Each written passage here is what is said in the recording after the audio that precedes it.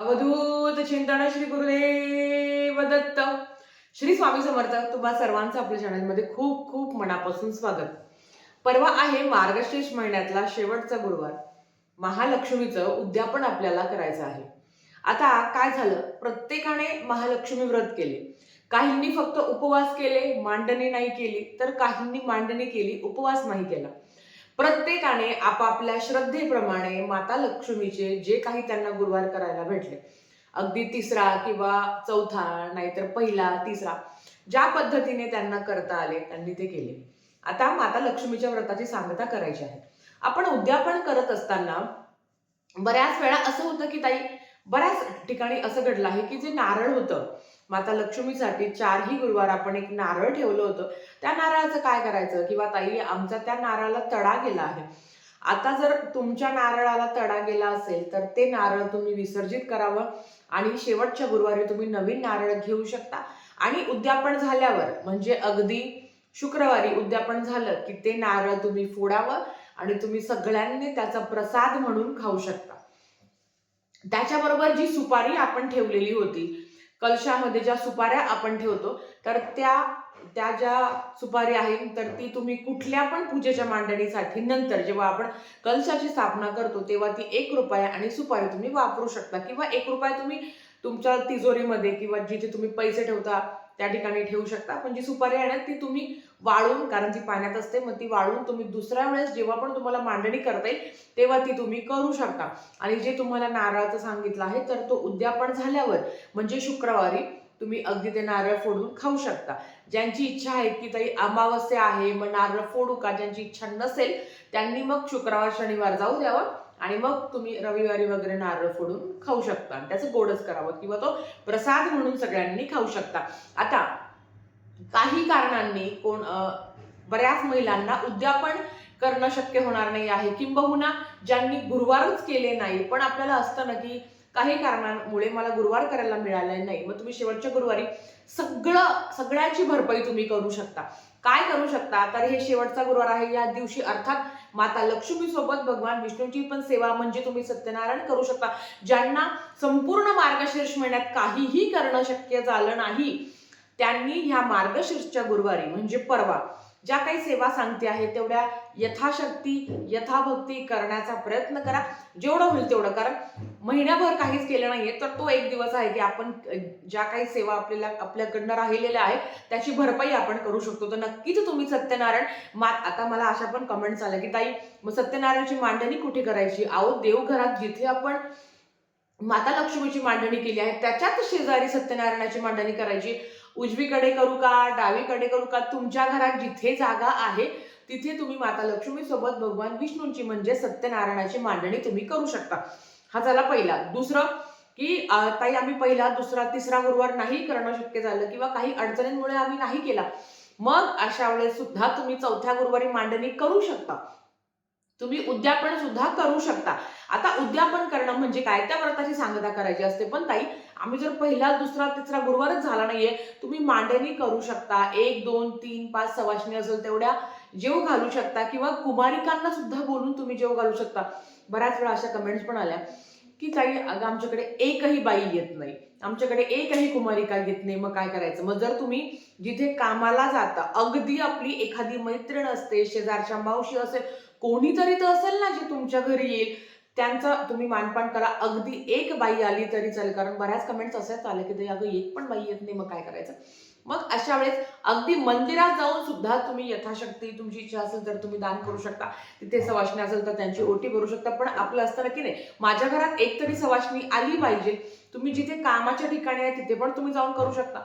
पण नाही तर माझ्याकडे एखादी सवाष्णी येईल, माझ्या दारापर्यंत येईल, असं बघा. मग ती मैत्रीण एक तरी बाई असतेच ना हो, एखादी मैत्रीण असते, कोणीतरी असतंच आपलं, मग त्यांना बोलवा तुम्ही त्यांच्याकडनं. म्हणजे तुम्ही मांडणी केल्यावर त्या बाईचा, त्या स्त्रीचा, आता मी सवाष्णी नाही म्हणते बरं का, एखादी स्त्री, कारण परत असतं मग सवाष्णी आणि विधवा असं कधीच भेदभाव करायचा नाही. जी तुम्हाला स्त्री मिळेल त्यांना तुम्ही बोलू शकता आणि त्यांचा तुम्ही यथासांग आदर सत्कार करू शकता. कारण काल बऱ्याच कमेंट झाल्या, त्याचं उत्तर मी आता देते आहे. आता अगदी मार्गशीर्ष महिन्यात काहीच करायला जमलं नाही त्यांनी नक्कीच ह्या दिवशी माता लक्ष्मीचं पूजन करायचं आहे. ज्या काही सेवा मी सांगत आहे, लवंगाचं अर्चन माता लक्ष्मी च्या चरणांवर तुम्ही लवंगाचं अर्चन करू शकता. ज्यांना पहिल्या, दुसऱ्या, तिसऱ्या गुरुवारी करणं शक्य झालं नाही ते करू शकता, किंवा ज्यांनी केलं आहे ते सुद्धा आता करू शकता. दुसरं येतं कुंकवाचं अर्चन. कुंकुम अर्चन करायचं आहे, कुंकुमाने अभिषेक माता लक्ष्मीला करायचा आहे. मग तुम्ही ते श्रीयंत्रावर करा, माता लक्ष्मीच्या फोटोवर करा किंवा टाकावर करा, जे तुमच्या घरात उपलब्ध आहे त्याच्यावर तुम्हाला कुंकुम अर्चन करायचं आहे. 16 वेळा महालक्ष्मी अष्टकमचं पठण करायला विसरू नका. खूप सुंदर सेवा आहे.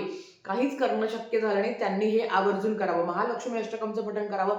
मग तुम्ही दिवसभरात टप्प्याटप्प्याने ही सेवा केली तरी चालेल, एकाच बैठकीत करावं असं नाही.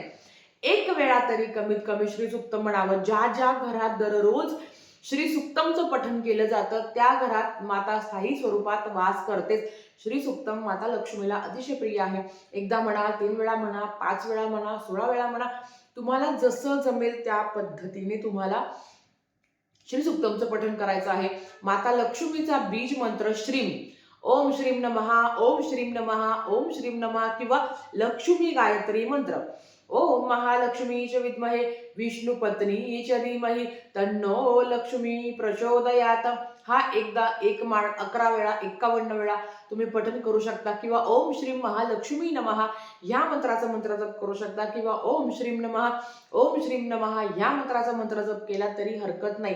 जे तुम्हाला जमतं, जसं तुम्हाला जमतं तसं सेवा करण्याचा तुम्ही प्रयत्न करा. आता हे झाल्यावर व्यंकटेश स्तोत्रम आवर्जून. माता लक्ष्मीला काय प्रिय आहे, तर माता लक्ष्मीला भगवान विष्णूंची सेवा प्रिय आहे. नक्कीच तुमच्या घरात अगदी दिवसभरात नाही जमलं तर विष्णू सहस्त्रनाम हळूवार आवाजात लावून द्या. कमीत कमी तुम्ही श्रवण तरी करा. पठण केलं तर सोन्याहून पिवळं. किंवा भगवान विष्णूंची सेवा मध्ये एक येतं ते विष्णू सहस्त्रनामावली, ते पठण करू शकता. व्यंकटेश स्तोत्रम 3 वेळा, 5 वेळा, 7 वेळा तुम्ही पठण करू शकता. जसं तुम्हाला जमेल त्या पद्धतीने तुम्ही सेवा करू शकता. कारण कोणाकडनं किती सेवा करून घ्यायची हे परमेश्वराने ऑलरेडी ठरवलं असतं. करता कविता तेच असतं, आपण फक्त निमित्त मात्र असतो. पण महिन्याभरात काही करायला जमलं नाही तर हा दिवस आहे तर भरपूर सेवा करा. जशी जमेल तशी एका बैठकीत केली तरी हरकत नाही, किंवा थोडं थोडं केलं तरी चालतं. नक्कीच आपल्याला उमराला हळदीचं लेपन करायचं आहे. तुमच्या घरात एक येणारी स्त्री ही लक्ष्मी स्वरूप माझ्या घरात आलेली आहे, त्या पद्धतीने तिचा मानपान करावा. जर कुमारिका जेव घालणार असेल किंवा कुमारिकांना जर तुम्ही बोलवत असाल तर अर्थात त्यांना ज्या गोष्टी आवडतात, मग तुम्ही रुमाल देऊ शकता, मेहंदीचा कोण देऊ शकता, किंवा गजरे, एखाद्या मुलींना ज्या काही गोष्टी आवडतात त्याच्यामध्ये येतं ते बेल्ट येतं, क्लिप्स येतात, चाप्स येतात, जसं काही तुम्हाला देणं शक्य होईल तसं तुम्ही देण्याचा प्रयत्न करा. काहीतरी त्यांना गोडधोड द्या, एखादं फळ द्या, या पद्धतीने तुम्ही करू शकता. पण सेवा बघा, मांडणी तुम्ही करतो, माता लक्ष्मीला स्वच्छता प्रिय आहे, तिला सुगंध प्रिय आहे, तिला सुशोभीकरण पण आवडतं. पण ह्या पलीकडे पण माझ्याकडे जेवढं सामान आहे तेवढ्यात मला सेवा करायची आहे. कोणाकडे काय आहे, याच्याकडे आहे, त्याच्यापेक्षा माझ्याकडे जे काही आहे त्याच्यात मला सेवा करायची आहे. आणि नक्कीच अगदी नाही काही करता आलं नाही या संपूर्ण मार्गशीर्ष महिन्यामध्ये, लग्न कार्य आहे किंवा सुखदुःख चालूच असतात, त्या नाही करता आलं तर नक्कीच तुम्ही ह्या गुरुवारी ज्या काही सेवा सांगितल्या आहेत त्या नक्कीच करण्याचा प्रयत्न करा. जेवढ्या जमेल तेवढ्या तुम्ही करण्याचा प्रयत्न करा. उद्यापन, ताई मला मासिक धर्म आला आहे, मी मुलीकडनं उद्यापन करू शकते का? तुमची इच्छा असेल तर तुम्ही करू शकता. ताई म्हणजे मला मासिक धर्म आहे, मिस्टरांनी मांडणी केली आणि मुलीने उद्यापन केलं तर चालतं का? तुमची इच्छा असेल तर तुम्ही करू शकता, काहीच हरकत नाही. ठीक आहे. आजच्यासाठी फक्त इतकं झालेली सेवा स्वामींच्या चरणी मी रुजू करते. आणि आजचा व्हिडिओ इथेच थांबवते. आवडला असेल तर लाईक, शेअर, सबस्क्राईब करा. भेटूया परत अशाच एका नवीन व्हिडिओ सोबत. तोपर्यंत श्री स्वामी समर्थ.